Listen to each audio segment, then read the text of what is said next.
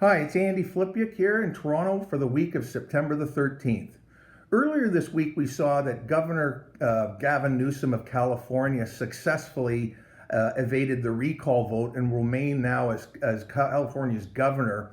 As well, next week in Canada, we have our federal election, which will, in all likelihood, see another minority government. So, what that means going forward is probably very little change.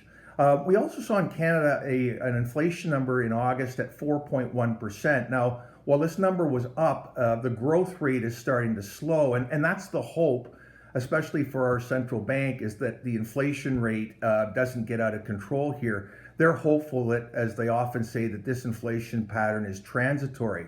However, if one looks at the global supply chain, many believe that this shortage or disruption to the supply of global goods will continue well into next year.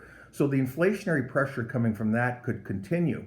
As well, we're still dealing with the effects of all this massive amount of money printing over the last 2 years, which has had a very strong psychological effect on the inflation rate. So we'll see what happens. Our central bank really doesn't have the tools to fight inflation like they once did, meaning raising interest rates or cutting the amount of money in the system is just very, very difficult at this point, largely because our society has become so levered that a small change in interest rates could very much disrupt the economic growth rates going forward. So the next couple months will be very interesting, and we'll continue to follow it.